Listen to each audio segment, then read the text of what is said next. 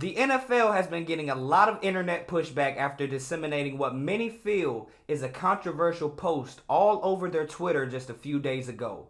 In that post, they attempted to highlight and celebrate Black History Month by commemorating the fact that this will be the first time in the history of the NFL that we will be having two black quarterbacks face off in the NFL. On the post, they had the faces of many of the most influential black quarterbacks in the history of the NFL. Notably, there was a face that many expected to see subsequently absent from the post. Let's talk about it. I'm from the foe. You dig? Welcome to The Way I See It with Jamario Rashad. This is the Carolina Panthers fan channel. Please do me a favor by hitting the like button and please make sure you subscribe as I am on my road to 1K. Trying to get this channel monetized. Now that that's out of the way, let's go ahead and get to this video. Now, if you are not out here in these Twitter streets like myself or like many others, or you just may happen to have missed this on your timeline, the NFL decided to post this post right here to my right on their official Twitter page just the other day, and it sparked outrage all down the East Coast, specifically within the Carolinas. Now, in this post, you can see that they're trying to highlight the fact that Jalen Hurts versus Pat Mahomes will be the first time in the history of the NFL that two black quarterbacks will go face to face or face off in the Super Bowl, against each other. Now, behind them, you'll see the faces or the silhouettes of many of, I believe, what they find to think or feel are the most influential black quarterbacks up until this point in NFL history. But if you're anything like me, as soon as you looked at this post, you were wondering, that's funny. Is there something cropped out? Is there something I'm not getting here? Because there's an obvious face and pretty much an entire enigma that is just missing from here. A person that led the league, took the league by storm for a notable period of time, being Cam Newton, that the NFL decided to just have absent from this post. Now, I am going to highlight or do a little highlighting between or comparing of Cam Newton and the two guys that you see in the back of this post, being Michael Vick and Donovan McNabb, as they are the closest to the contemporary game that Cam Newton played in, as they played closest to his career time, being at the later end of the early 2000s into the early 2010s. So I'm going to give you all, just for comparison's sake, side by side, just what these three careers look like. Not to down any of these guys, but to say that if you want to mention these guys, how can you forget my guy? So let's go ahead and move on to this. Now, first, I want to highlight just a few of what I believe are the biggest and most notable things when it comes to being a quarterback in the NFL. First, we're going to talk about games played versus games possibly played. Now, what do I mean by that? First, you'll see Cam Newton played in 148 of 177 possible games in his NFL career. That is a playing percentage of 83.6%. Why do I bring this up? Because the best ability is availability. I do not care how good you can throw, how good you can catch, how good you can run. If you are not cleared to be in the game, you are of no use to the team. So Cam Newton, although people wanted to talk about how detrimental his play style was, just about how much he was running himself into the ground, if you look at his career as a whole, he's played the vast majority of the games that he's been available for or been eligible for, and that pretty much just shows a Iron Man streak shown early in this big guy's career, who was known as a rusher. Now, comparing that to Michael Vick, who played 143 of 208 possible games, he played less than 70% of the games, right around 68.7%, but yet the NFL decided to highlight Michael Vick, probably because of the lesser tangible things being the actual Michael Vick experience, just what he brought to the NFL. But what would be the same excuse for Donovan McNabb? So we move on to McNabb, who played a total of a whopping 167 games of 208 total. That is a 80% game played rate, which is right up there with Cam Newton. Now let's talk about wins. Cam and Mike Vick are tied at 76 wins apiece. Donovan McNabb has over 20 more than them at 99, just one short of 100 total wins in his career. Cam has played in 7 playoff games, Mike Vick in 6, and again Donovan McNabb with a whopping 16. But this is Cam Newton playing in 1 Super Bowl, Mike Vick never appearing in a Super Bowl, and this is not accurate, and I want to apologize to Donovan on my graphic. Donovan McNabb did play in 1 Super Bowl, but as you can see, as far as team accomplishments, all of these guys' careers were comparable if you want to look at the overall team output. Now, Donovan McNabb may have separated himself from the pack just a little bit with his overall consistency and his overall play in those early days with Andy Reid. But overall, you can see that all 3 of those guys in terms of team's accomplishments are right there in the same boat. Now that I've gotten done with talking about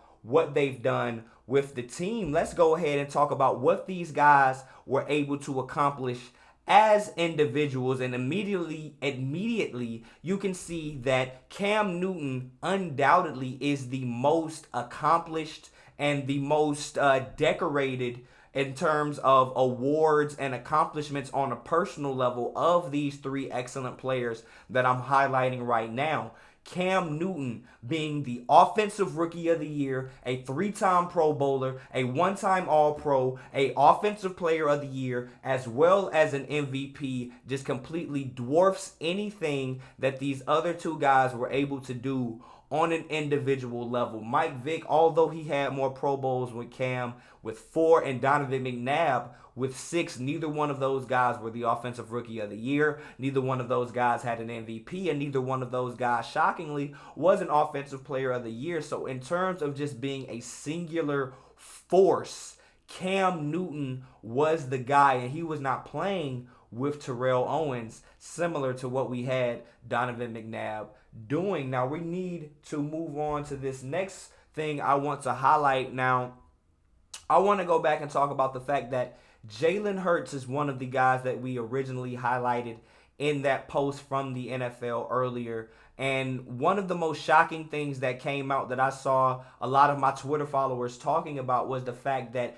Jalen Hurts himself had made mention about just how much he looked up to Cam Newton and how guys like Cam Newton, or Cam Newton himself specifically, had paved the way for guys like Jalen Hurts, guys that are the locker room warriors, guys that may not have amazing arm talent, but they are physical specimen that are able to go out there and singularly push the needle towards a win any and every time that they are on the field, be it with their own legs or when they are able to utilize the arm that God gave them. Jalen Hurts looks at himself in the same category and under the same umbrella of type of quarterback as Cam Newton. So for you guys in the NFL to lack the awareness or the whatever beef that you have currently with Cam Newton, to actually leave off one of the guys that one of your players that you're actually highlighting